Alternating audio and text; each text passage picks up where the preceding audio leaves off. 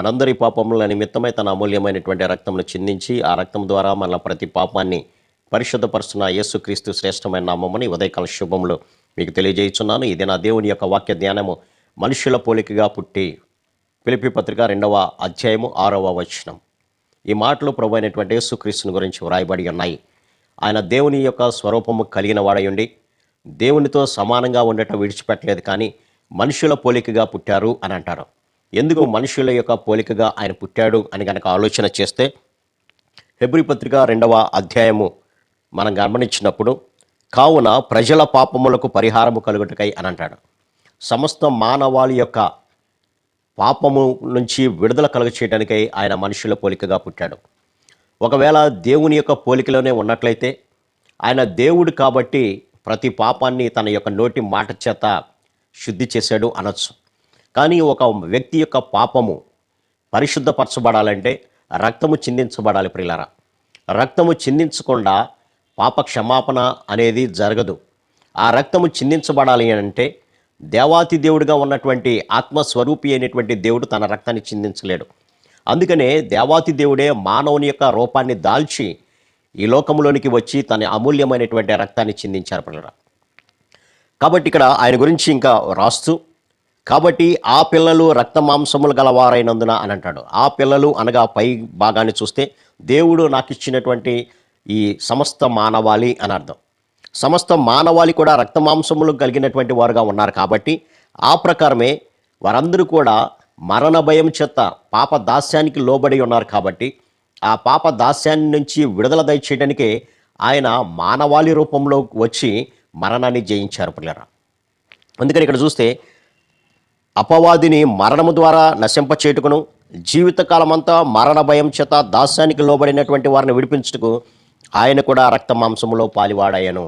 అవును, యేసుక్రీస్తు ప్రభుల వారు మనుష్య రూపేణ ఈ లోకంలోనికి వచ్చి తన యొక్క జీవితం ద్వారా పరిశుద్ధత ఎలా జీవించాలో నేర్పించి, తద్వారా వచ్చేటువంటి శ్రమలను బట్టి, నష్టాలను బట్టి, కష్టాలను ఏ విధంగా ఓర్చుకోవాలో, సహించాలో ఒక మాదిరిని ఆయన చూపించి తన రక్తాన్ని చిందించారు.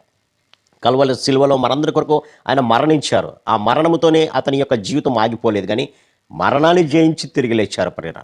కాబట్టి మనుష్య రూపంలో ఉన్నటువంటి మనము కూడా ఆయనలాగా పరిశుద్ధమైనటువంటి జీవితం జీవిస్తూ, ఆయనలాగా శ్రమ పడవలసి వచ్చినా శ్రమపడి చివరికి మరణాన్ని జయించాలి అనేటువంటి ఆలోచనతోనే ఆయన ఈ లోకానికి మనుష్య రూపుడిగా వచ్చాడు పిల్లరా.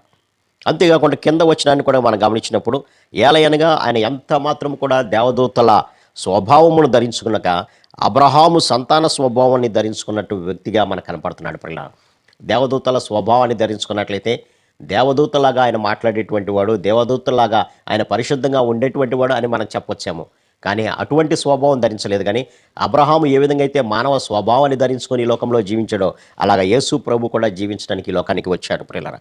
కాబట్టి ఇక్కడ చూస్తే, కావున ప్రజల పాపములకు పరిహారం కలుగుటకై దేవుని సంబంధమైన కార్యములో కనికరమును నమ్మకము గల ప్రధాన యాజకుడిగా, అంటే మొట్టమొదటి యాజకత్వం చేసేటువంటి వాడుగా యేసుక్రీస్తు లేపబడినాడు.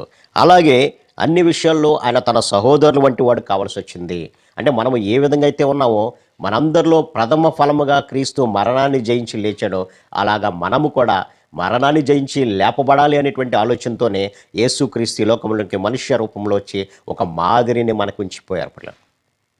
కాబట్టి ఈ లోకంలో జీవిస్తున్నటువంటి మనము ఆయన చూపినటువంటి పరిశుద్ధమైనటువంటి మార్గంలో నడుస్తూ ఏ పాపము కూడా మనల్ని అంటనీయకుండా ఆయన వైపు చూస్తూ కొనసాగాలనే దేవుని యొక్క ఆలోచన. అంతేకాకుండా కింద వచనాన్ని కూడా మనం గమనిస్తే, తాను శోధింపబడి శ్రమ పొందిన కనుక ఈ లోకంలో జీవించినప్పుడు క్రీస్తు యొక్క పరిశుద్ధతను చెడగొట్టడానికి అనేక రకాలైనటువంటి శ్రమలు వచ్చినాయి, అనేక రకాలైనటువంటి శోధనలు వచ్చినాయి. అంతేకాకుండా ఆయన ఆ రక్షణ కార్యము జరగనీయకుండా ఉండటానికై ఆయన శ్రమ పడవలసి వచ్చింది. ఆ శ్రమను కూడా ఆయన సహించాడు. ఆ విధమైనటువంటి శోధనలు గుండా వెళ్ళవలసి వచ్చినప్పుడు వారికి సహాయం చేయటానికే ఆయన తోడుగా మనకుంటున్నాడు ప్రియులారా ఈరోజు. కాబట్టి దీని వాక్య ధ్యానం ద్వారా యేసు ప్రభు మానవావతారిగా రావడంలో కలిగినటువంటి ఉద్దేశ్యము పరిశుద్ధమైనటువంటి జీవితము జీవిస్తూ ప్రజలందరి పాపములను తీసివేయడానికి ఆయన తన అమూల్యమైనటువంటి రక్తమును చిందించాడు. ఆ రక్తమునందు ఎవరైతే విశ్వాసం ఉంచుతారో వారు కూడా మరణ భయం అనేది లేకుండా మరణాన్ని జయించి తిరిగి లేపబడాలనే ఉద్దేశంతోనే మనకు ఒక మాదిరిని ఉంచిపోయారు ఆయన. కాబట్టి ఆ మాదిరిలో మనం కూడా ఆయన యొక్క అడుగుజాడల్లో మనం కూడా నడుద్దాం. యేసు ప్రభు ఏ విధంగా అయితే మరణాన్ని జయించి తిరిగి లేచారో అలాగా మనం కూడా లేద్దాం. అట్టి కృపా పరిశుద్ధాత్మ దేవుడు మనందరికి దయచేయను గాక. ఆమేన్. ప్రార్థన. సర్వశక్తుడ ప్రేమ గల మా తండ్రి, మీరు చూపినటువంటి మాదిరిలో మేము కూడా నడవాలనేటువంటి ఆలోచనతోనే నాయన మీరు మానవావతారికి లోకాలకు వచ్చారు ప్రభు. అందరిని బట్టి మీకు వందనాలు తండ్రి. కాబట్టి మేము కుడివైపు ఎడవైపు తిరగకుండా నాయన మిమ్మల్ని మాదిరిగా పెట్టుకొని ఈ లోకంలో జీవిస్తూ పరిశుద్ధమైనటువంటి జీవితం జీవిస్తూ శ్రమ కలిగిన కష్టము కలిగిన నైనా మీరు ఇచ్చినటువంటి మార్గంలో నడుస్తూ మీరు రాజ్యానికి చేరే భాగ్యం ప్రతిబిడగా దయచేయమని యేసు నామమున అడిగి వేడుకొంచున్నాను తండ్రి. ఆమేన్. God bless you.